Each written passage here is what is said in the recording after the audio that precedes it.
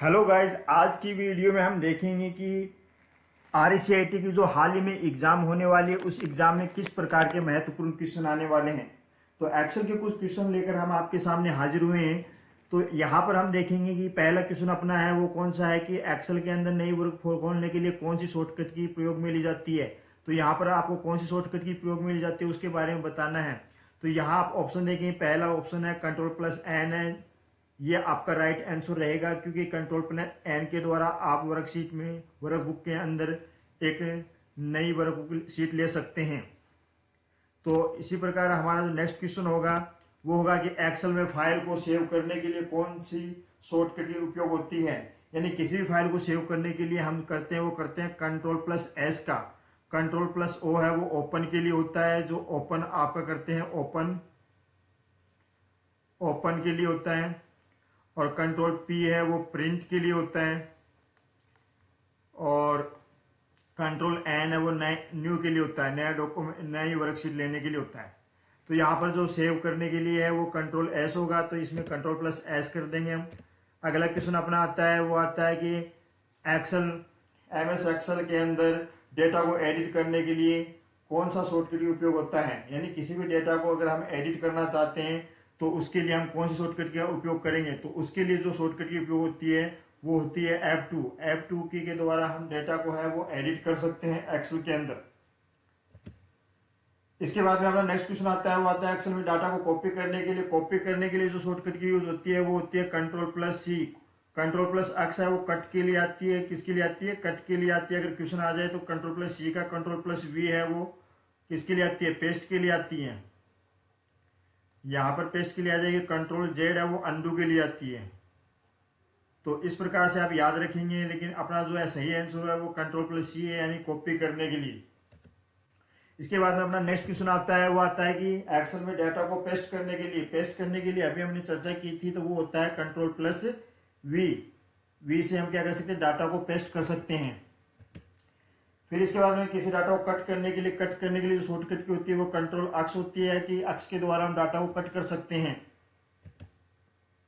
Excel में formula bar क्या होता है कि एक्सेल में एक फॉर्मूला बार वो क्या होता है कि पहला ऑप्शन इसके अंदर आता है सेल में डेटा को देखने के लिए, सेल में डेटा इनपुट करने के लिए, वर्कबुक को प्रिंट करने के लिए, फाइल को सेव करने के लिए। यहाँ पर जो होता है वो आपका कौन सा होगा, सेल में डेटा को इनपुट करने के लिए फॉर्मूला होता है वो सेल में डेटा को इनपुट करने के लिए काम आता है। इसके बाद में हमारा नेक्स्ट क्वेश्चन होता है कि एक्सेल में सम फॉर्मूला का उपयोग किसके लिए किया जाता है। जो सम का जो फॉर्मूला होता है वो संख्या को जोड़ने के लिए यूज होता है। यानी किसी भी संख्या को जोड़ने के लिए हम किसका यूज करते हैं, सम फॉर्मूला यूज करते हैं। और कोई भी फॉर्मूला एक्सेल में हम लगाते हैं उससे पहले आपको इक्वल यानी बराबर का साइन लगाना अनिवार्य होता है, कंपल्सरी होता है। तो ऐसा क्वेश्चन भी बन सकता है कि फॉर्मूला से पहले इक्वल का साइन लगाते हैं, कौन सा तो साइन आप बताएंगे, तो इक्वल साइन लगाकर आप फॉर्मूला स्टार्ट करेंगे। इसके बाद में अपना आता है वो नेक्स्ट क्वेश्चन आता है कि एक्सेल में एवरेज फॉर्मूला का उपयोग किसके लिए किया जाता है। एवरेज होता है वो औसत निकालने के लिए किया जाता है, तो यहाँ पर आपका औसत निकालने के लिए एवरेज फॉर्मूला का यूज होगा। इसके बाद में मैक्स होता है, मैक्सिमम नंबर होता है, मतलब सबसे अधिक कौन सा है, तो अधिकतम मान। यहाँ पर मिनिमम नंबर आता है, MIN आता है, तो मिनिमम यानी न्यूनतम मान। तो अभी हमारा जो है वो अधिकतम मान के लिए है। इसके बाद दूसरा ऑप्शन अपना आ गया मिनिमम, जो अभी हम बता रहे थे मिनिमम किसके लिए आएगा, न्यूनतम मान के लिए।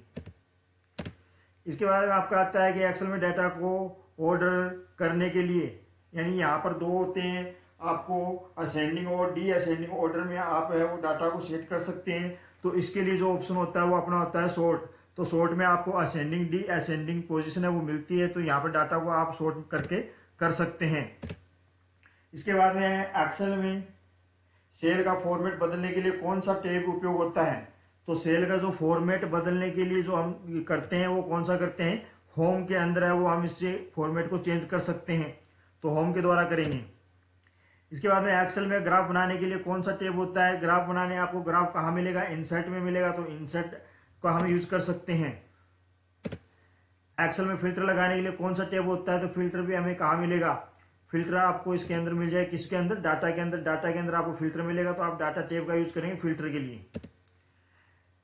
एक्सेल में किसी सेल में टिप्पणी जोड़ने के लिए कौन सा उपयोग होता है, यानी किसी भी इसमें जोड़ना हो तो यहाँ पर हम क्या कर सकते हैं, इंसर्ट कमेंट कर सकते हैं। तो यहाँ पर होगा आपका इंसर्ट कमेंट, तो इंसर्ट कमेंट के द्वारा हम जोड़ सकते हैं। एक्सेल में वर्कबुक एक्सेल में वर्कशीट को रीनेम करने के लिए शॉर्टकट की होती है, जो एक्सेल में वर्कशीट को रीनेम करने के लिए होती है वो होती है Alt+H+OR।